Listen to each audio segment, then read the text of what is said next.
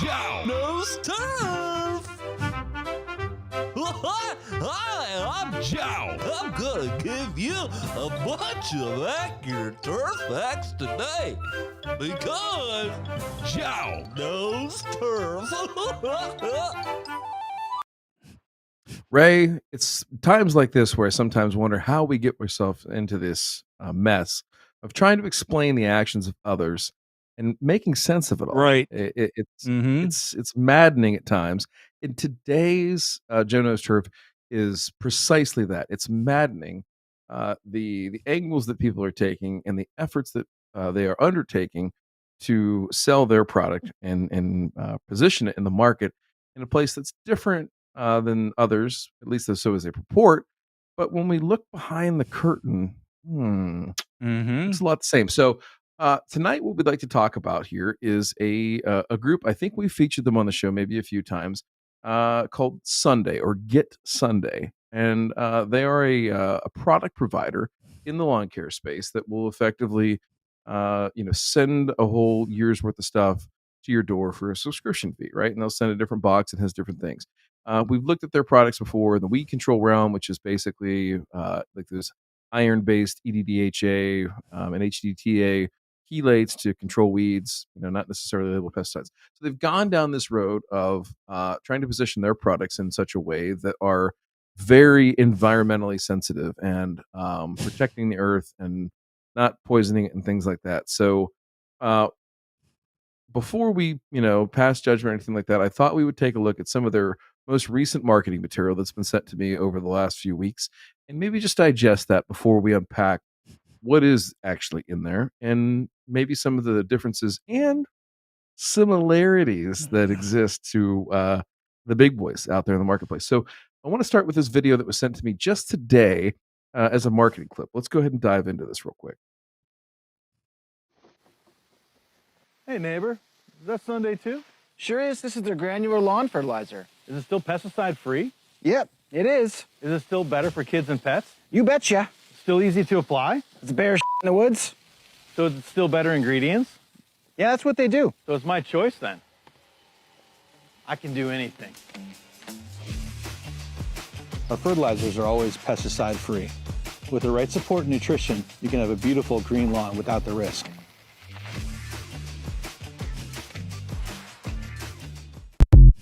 Okay. So that was a TikTok video that played. We might watch that one more time here in just a second, J Pink, just to key you up on a few things that were off. Yes, I understand it's an ad and whatever, but you still have to kind of paint the right picture. Ray, the first thing that I'm going to ask you, just on the general premise, right? When we're talking Mhm. about DIY products in the homeowner space, right? Of how you would trust people to apply nutrients and get reasonably good results, would you trust them more with a liquid and a hose end sprayer? Because as you know, the Sunday things come in like this pre-packaged like bag that you kind of hook up to the hose and apply. You can see this guy standing here in the black shirt. For those of you that are audio only, there's two guys. One's on one side of the fence in his backyard. Other guy's on the other side of his fence in his backyard. One's using granular product out of a granular spreader. Other one's using a hose end, like pre-packaged thing.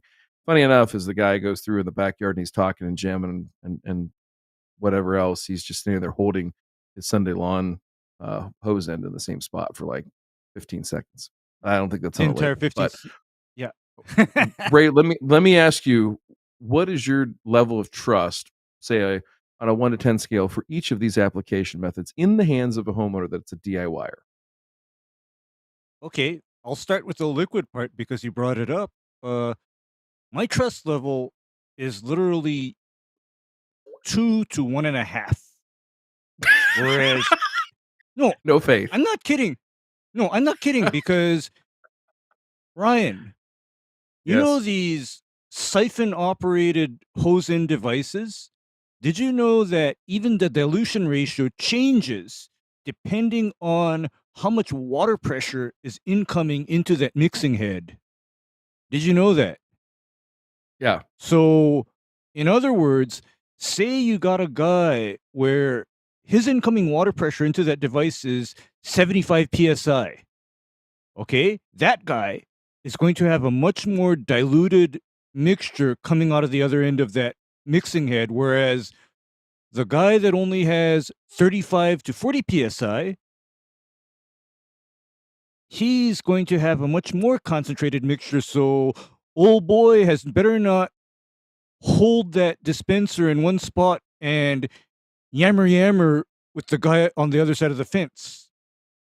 Just Yeah, saying. and I think I think that's the thing that is maybe lost a little bit. And I get it's marketing; it is what it is. But I really think that educating consumers on the proper way to apply.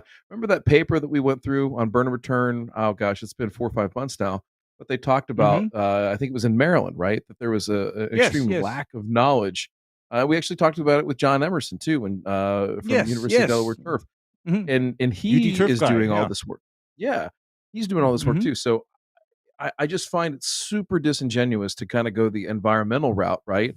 And say, well, hey, we have products that we have fertilizers that don't have pesticides in them, and kind of take that vein, which is a little bit weird in a certain sense, but at the same Because, time, hey, Ryan, yeah, it don't matter if something has a pesticide or not, because do you know what's being gone after even more hard than pesticides is now they're even targeting nitrogen and phosphorus runoff. So I don't give a shit if your fertilizer is organic. It's still no. considered an environmental issue. It don't matter.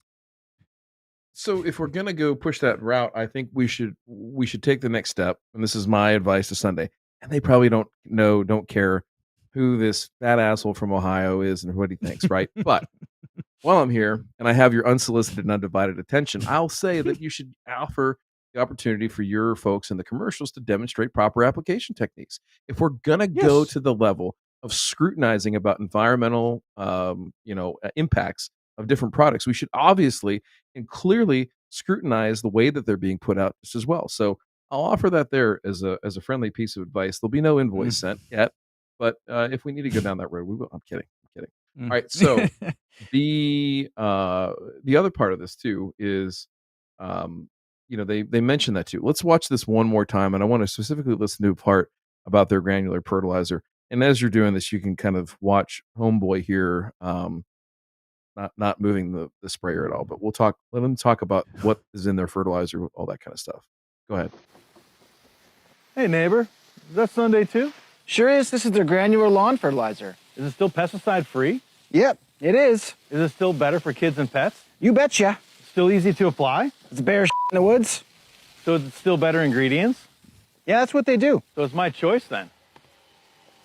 I can do anything. Our fertilizers are always pesticide. Right here. Okay, back up. Just play it. Still better ingredients? Yeah, that's what they do. So it's my choice then. I can do anything. Our fertilizers are always pesticide free. With the right support and nutrition, you can have a beautiful green lawn without the risk. Wow. Okay. So two things there. One, without the risk, I'm again wondering. So typically, the products that we would apply, or homeowners would apply, not necessarily professionals, would apply that have some pesticide in a fertilizer formulation. Right, would be potentially their grub control might be in the form of fertilizer that's got insecticide impregnated on it. Maybe GrubX is a standalone product, Maybe. doesn't have fertilizer on it. Weed and feed, if you're doing that, I mean, you're in a whole different stratosphere, You're into in the a whole molten core of different the world. earth. Yeah, you're Yeah, in a whole different uh, world. And we would recommend that. And then the last, and probably the most commonplace, would be granular with pre-emergence, right? It's granular fertilizer with pre-emergence. So there is corn. Well, we'll talk about that when we get to that point. Last thing here too, Ray, I was a little unsure of is, this is just an aside, but he said there's a bear and it blanks out in the woods. And I think what they did there, commonplace would be, bear shit in the woods. I think he said stroke his big back fucking bear dick in the woods. I think so I don't too. know. And I don't know. I don't know. I mean, and the guy might be a little bit kinky. I don't know. I mean, but Ryan, Is it bestiality if you're just watching them have sex? Hey, I mean, I don't know where that came whatever. from. That was a terrible joke. Whatever. Terrible Whatever. joke. Whatever. I mean, because but I'm just okay, taking cracks here. okay, but seriously, Ah, you know, I'm looking at how, in general, most fertilizers do not come with pesticides added. And the reason why they don't come with pesticides added is because the time that you need that fertilizer does not often coincide when you would need that pesticide. Okay? It just generally doesn't coincide. I mean, and so in a lot of cases, manufacturers, to yield to customer demands for convenience and ease, they'll do it, but then they'll do it knowing that they're not providing the best product possible. Would I be right in saying that? I think so. And I think that there's other ways to do that. So vilifying fertilizer with pesticides and is a pretty interesting angle. So to take that a step further, let's look at some other marketing material that was sent to me here this past week on the other Get Sunday account. I think this was on Facebook or something like that. So this is a sponsored post from Get Sunday, and it says, "No harsh chemicals, just hard working. Better for the plant ingredients that get real results." Okay, so it then has a graphic. This is for the user folks that are audio only. What's in your fertilizer? Question mark. And on the left, they're showing traditional fertilizers with a bag that's just spilled open on the grass, which if they had to do that for marketing material, hey guys, not great, even if you needed it for the shot. And that ain't Photoshop. Don't tell me it's not. And then Sunday is on the right, and it shows some hose end sprayer bag of something. Not sure which product that is, but it says under traditional fertilizers, 2,4-D skull and crossbones, glyphosate skull and crossbones, bifenthrin skull and crossbones. So they're insinuating. Hang on, Ryan. Yes. Stop right there, because I want to know, when would it make sense for somebody to impregnate glyphosate onto fertilizer? My goodness, I mean, that would be one hell of a cut and kill. If you know, you know. Well, that's right. That's the South Dakota blend. You gotta pay. You can apply that cut and product. kill. It has one use and one purpose, and your insurance rates are off the charts high. So they're insinuating that there's 2,4-D, there's glyphosate, bifenthrin, which again, not how I would choose to apply bifenthrin if it was required. 2,4-D, we talked about weed and feed and how that's a really, really inefficient way to achieve weed control and deliver fertilizer at the same time. And glyphosate, Ray just completely debunked that, where that's completely impractical. That whole word being there is just for clicks and just for people being like, oh, what? That's just outrage bait. That's just outrage bait that they're trying to make it sound like these conventional fertilizer manufacturers, hey, they'll stick anything and everything in the bag. They don't care. They want to kill everything. So Sunday has right? Good segue, Ray. Has iron, check mark. Seaweed, check mark. Molasses, check mark. All right.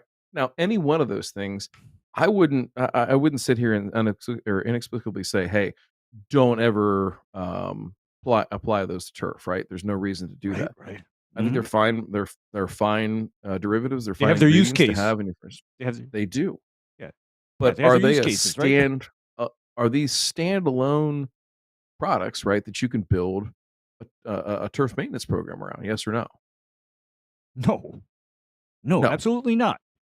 And Ryan, care to explain to people what happens when they load their soil with a lot of simple carbohydrates? And I'm already getting the picture in my head of Wilfred Brimley saying diabetes. Check your blood sugar. You check it often. Man, Yeah. Wilfred Brimley, top 10 duster of all times. That dude's push broom flavor saver was a great one. Mhm. Yeah. So adding additional carbohydrates in that form are going to help minimally in terms of mineralization and things like that. But it's such a minute amount that I don't think you're going to see a true benefit of that. Now, seaweed extract, I'd have you go watch Dr. Travis Shaddix on turf epistemology. He had Dr. Eric Irvin on from University of Delaware, previously at Virginia Tech, that did probably some of the most seminal and important work on uh, biostimulants in the last 30 years. And it was a great presentation talking about use of seaweed and some other things, biostimulants and how their effects can be. But again, I would look at what the rate of this is relative to what research has been published in terms of rates that affect. So having it in there is awesome, right? But are we using it at an appropriate rate and an appropriate frequency to see what research says supports the evidence of, hey, we're going to see a plant response, right, out of doing that? And finally, iron, same thing, So I'm not super concerned about that, but I just thought this was extremely clickbaity, I think was the word you used, right? Yeah, Outrage bait. outrage bait. Yeah, it's outrage bait. That Yeah, nothing more, nothing eh, less. at best, and at worst, it's outright dishonest. Okay, Mhm. so I thought, okay, well, who is the main competitor to Sunday? And it's probably Scott's Miracle Grow, right? Right. They are the Yeah. big giant behemoth in the home lawn care space, have been for a long time. And I know that there'll be people that listen to our show and dog them. They are who they are. They do make some good products. I mean, there are some products that they make that, from a Hey, consistency standpoint and derivatives, they've got some good stuff. And I'm not going to say that is they don't Ryan. have some bad stuff. Yes. Ryan, because remember what I always tell people when they tell me, okay, I want a granular fertilizer, but I need it to be homogeneous and small particle. I always send those people down to their local big box store and I say, your Scott's Turf Builder is almost like those high end homogeneous greens grade fertilizers, almost the same composition, methodology. And when you get the bag and break it open at home, what you find in that bag are a lot of particles that average about 1/16th of an inch. Okay, that's Hmm. small because Hmm. where I send people to get this particular product is when they tell me, okay, I'm real cutting and the stuff that I normally get that's the size of buckshot ain't going to work for me. And in that case, I say, okay, then you do a quarter of a pound to a half a pound of in from this product right here. That's good enough. That's simple enough. That'll work for you unless you have unusual needs. And you know what else I see in here that I really, really like? What's that? I noticed that they have both potassium sulfate and ammonium sulfate as part of their, you know, formulation. And what have we been talking about for the last month, Ryan? Same old subject comes up. What's that? Sulfur. Oh, You no, need and it's sulfur. it's well, in the I think with the whole thing on Scott's is not to sit here and rah-rah Scott's and say, "Hey, they're better than Sunday," and everything like that. I think when you are trying to be the upstart and trying to be the disruptor and things like that, you have to do some things that maybe, call attention to yourself and just get awareness in the marketplace, trying to get some market share and whatnot, but, to take that angle and dig on products and say, "Hey, ours are better than theirs," though. So I'm not doing this to be an ass at all. I'm doing this just, Okay, hey, let's one more look one more and thing. see what's in there. Go One ahead. more thing, Ryan. One more thing, Ryan. You know what I don't Mhm, see in this label? That I mhm. was looking for very hard after that first first slide. You know what I was looking for, and I'm not finding. I'm not finding the glyphosate, the 2,4-D, or the bifenthrin. It's not in here. What the hell? What the hell, Ryan? Yeah, don't see that on the label. Must not be in enough quantities to have to put on the label. All right, so for those on audio only, we are looking at the uh, derived from statement, their analysis of Scott's Turf Builder Turf Food, which is their flagship product, Main product. 3204. Main product. Yeah. And what we've gotten here essentially is a, what is that real quick here? 12 divided. Gosh darn it. Can't get my calculator to work. So Ray, this is 37.5% slow release. The balance of that is quick release. So it's going to give you some ass kicking right off the edge. A decent amount of sulfur there from when we look at our derived from statement here. We've got potassium sulfate and ammonium sulfate as our third and fourth derivatives. So our derived from is methylene urea, okay, urea, potassium sulfate, ammonia sulfate, and iron sucrate. Okay, so effectively, you're go ahead. And so, what I usually tell people to do with something like this is I tell them, hey, if you have a warm season turf, start applying this in the spring at up to a half a pound of N per month per application, and then cut this off a month before dormancy. That seems to work well for people.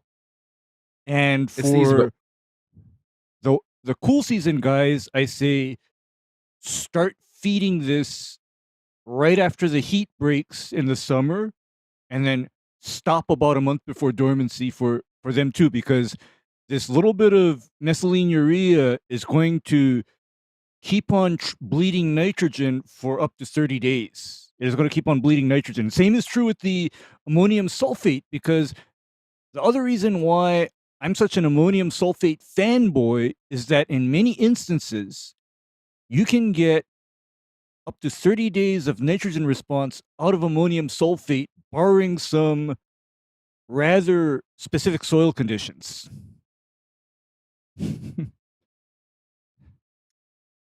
All right, so we look at that label. Now let's jump over and look at there's two main products that Sunday is selling as part of their granular lineup. Okay, so one is called Core Endurance and the other one is called Core Seaweed. Let's look first at Core Endurance. Okay, so this is a 12-pound bag. This covers 4,000 square feet. So we're effectively applying this product at 3 pounds per 1,000 square feet. It has an analysis rate of 2303. Okay. When we look at this label, they're saying that 15% of the polymer coat is solely available from polymer coat sulfur coat. So, like here, 15 divided by 23. So 65% slow release on this particular product. And you're going to be putting out at a rate just over 7/10 of a pound of nitrogen each time. Now let's look into this derived from statement. Polymer coated, sulfur coated urea. So PCSU, urea, potassium sulfate, corn gluten meal, gypsum, leaf compost, and wood ash. All right. Jesus Christ. So, there's some additional things in there with the gypsum, the leaf compost, and the wood ash. Now, with those being the final and the derivative statement, we can assume that there's a very small amount of those in there. The corn gluten meal is going to give us some nitrogen that has an analysis of I think 1000, if I remember correctly. And so as we look at this product here, Ray, the small amount of corn gluten meal that we're putting out, there's some argument here that it's going to help us with organic matter to a certain extent. The other thing, corn gluten meal is commonly used for in the organic market is for crabgrass prevention, and we have to put it out at an exceedingly high rate, like 20 pounds per thousand, to 20 get pounds per thousand. Yes. to get good control. And essentially, for those of you scoring at home, that just creates a physical layer through which the crabgrass seeds cannot germinate up through or get enough light to actually pop and germinate and things like that. So the downside of that, Ray, is that you're also loading your soil with 2 pounds of N, because again, it has an analysis of 1000. So that's not what they're doing here, though. They're just putting it in the product, right? Adding it as to say that an additional derivative. To say that it's in there. Yeah, to say that it's in there. And I'm looking at this product now, and I'm kind of thinking, what would be the point of something like this where, and okay, I've got another question for you, Ryan. Mhm. When would you be deliberately adding gypsum to soil? When would you do it? I mean, because I know I have my use cases for gypsum. So here in cool season country, particularly in the Midwest, Mhm. Northeast, gypsum, if you absolutely needed it, and again, we're talking about soils that we don't need to raise pH on, but they're deficient in calcium, which don't happen very often, right? Or we're worried about sodic Right. soils, things like that. Don't happen very often in my part of the country. Um, I'm wondering why the gypsum is in there, other than the fact that we're talking about loosening soils, things like that. Use cases here would be situations where we're going out like, prior to winter, or we're going out after winter. So sodic soil situations would be lots of road salts applied, and it gets into some turf Mhm. areas, things like that, and we're trying to move the salt and displace it out of the soil. The other option is that we are low in calcium. We need to apply supplemental calcium. It takes a lot of water because gypsum is a very insoluble material, so it takes a Material. lot of water for it to Yes. solubilize. So that being said, I don't know why that's there. So I guess the point here is that can we say that we have additional derivatives in here that are different or add Yeah. something to the mix? Yeah, but I don't know that there's any value there. And if we're really boiling this down to the stars of the show, if I'm looking at methylene urea versus PCSCU, uh, I'd put more money and stock into the methylene urea as a better source, especially in a homeowner sense, right? Than relying solely on or polymer coated, sulfur coated urea. Okay. Yep. All Yep. right. So let's dive over here and look at the other product, which is their sea green product. So, uh, very similar type of analysis. This is a 2404. And if we look at this, I believe it is roughly 30% slow release. And if we look at the derived from statement here, urea, polymer coated sulfur coated urea, potassium sulfate, corn gluten meal, kelp, iron sucrate, and gypsum. So it's just reworked just a tad here. We've Just a upped the con, touch. Yeah. and However, I Ryan, go ahead. here's my question. I'm looking at the water insoluble nitrogen portion.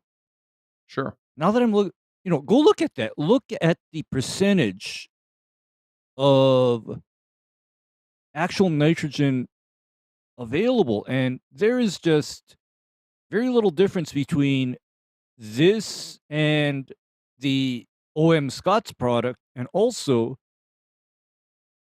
I still want to know, why would you put gypsum and corn gluten meal into a general use routine fertilizer? I mean, how does that make sense? Because Matt would be here and he would be jumping up and down saying, those are nothing but fillers. That's what he would be saying. Well, and I'm going to go back to um, my own failings. I'll be honest, own failings as a turfgrass manager, and sort of reignited in thought, and have been thinking about this more of watching and listening to Dr. Shaddix. But with there being so many things in this product, Ray, um, two thoughts on this. One, how do we know what is actually providing the value in a product like this? Number one. Hmm. And number two, there's enough nitrogen here to make a lot of things look better. So, what's what does this look like compared to if I put down, again, this is a 3 pound rate, so we're at 0.72 pounds of nitrogen with this product. If I were to put Hmm. down 0.72 pounds of ammonium sulfate 2100 next to 0.72 pounds per thousand of This stuff. This stuff. urea, and then this Uh-huh. stuff. And I was supposed, and let's say I did that over the course of an entire year. I Mhm. don't know that we would be able to really parse out and say, "Hey, that one looks better." Now they do push the angle here of the kelp, right? So again, with like the seaweed extract and all that kind of stuff. And again, I'd strongly encourage you to go back and watch uh, that episode of Turf Epistemology where they talk about this with Dr. Eric Irvin. Um, in this form, I don't know that you're going to see as much of a benefit, and especially with, I'd love to learn about the rates. Another thing that's really important with kelp and seaweed products is the source, right? So the Mm-hmm. sourcing of where they're getting those materials, the raw materials from, how it's treated once it's harvested, all that kind of stuff makes a big difference in terms of how it actually provides turf response Works. or doesn't. Yes. Yeah. So I don't know. The things again, just to kind of wrap this up, are a couple of different things. One is, if you're going to go down that route of angling on the environmental aspect of how your product is superior, I strongly, strongly recommend that you advocate and push and educate on environmentally responsible application practices. And that goes for mixing and handling, i.e., the spilled bag of fertilizer in your ad. Cool. Mhm. I And got one also, more, too, Ryan. go I ahead. got one more angle. Do you know what I really have taken a hard look at in recent years? Products that are a lot of fillers and materials that make you feel good, but don't actually add immediate value to that application. And the reason why I'm looking at that, part is, okay, Ryan, I'm going to give you a choice. Mm-hmm. I want you to apply a half a pound of N to a field that's 5 acres, in size. I want to give you a choice. You can either do that with AMS, or you can do that with one of these products that has a lot of fillers added to them. Which would you do? And also think Uh, about the size of the truck needed to bring this product that has all of these additional fillers to that site. yeah, I mean, again, I'm going to go with something that I understand and can measure what the And you response will be know. and know that it's from the Mhm. nitrogen, right? In this particular case. And Mhm. then if that application doesn't cure all of my ills or needs, wants, and desires, then I know I can add something additional to that may elicit a turf response that I want. So Mhm. I take that for what it's worth. I don't like adding a whole bunch of complexity if it's not needed. So um, the other thing is just the vilification and again, just outright either ignorance or dishonesty when it comes to saying, "Well, we don't have any pesticides in our fertilizer." That's true because you're just selling fertilizer. I don't think anybody wanted to say, Well, "Well, just wait hey, then. like where's your hey, you got that great fertilizer, but where's the pesticides in it?" Like nobody's doing that. Mhm. So it's clearly aimed at going after a target market or a niche audience of folks that are either scared, pissed off, or just looking for something different. Totally understand that from a business perspective. However, it doesn't paint everybody else in a good light that is choosing to do those things or has responsible means of doing those things. So I'd also be careful there. The last thing is that the products themselves are not too dissimilar from the big boys in the industry, and so how you market and how you go after that. Again, I understand being the disruptor, being the small fish next to the big fish in a giant pond, but there's better ways to go about that. At least in my estimation, and Ray, I'm sure yours too. So Yeah. Yeah. Sunday, And one more question.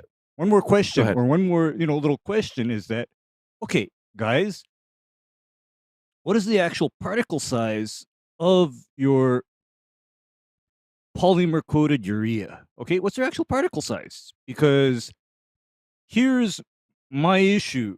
Anytime I assess a fertilizer, there's two things that I require because of the kind of turf that I normally deal with. One is Hmm. particle size, and two is how well that fertilizer stays together during storage and how well it goes out when it's put through a spreader. And when you have a fertilizer with varying sizes of particles, varying densities of particles, because this is what I see when somebody tells me, "Oh, I added wood ash, corn gluten meal, kelp meal, and then I want to add that to PCSU an SCU, and then sulfate of potash. My question is, okay, sir, how are you going to make that into a form that spreads as uniformly as possible and doesn't get caught up in low-cut grass? Yeah, Ryan. You see the issue? You see the issue there? I don't know. It's not a good situation. All I do know for certain, about as much certainty as I do or have as the folks at Sunday have about glyphosate being in fertilizer, is this: probably the next Sunday product that we have to look forward to is going to be grizzly bear ball barf coming to a store near you. Great nitrogen source. Feed those geese, boys. All right, that's the end of this week's Joe Knows Turf.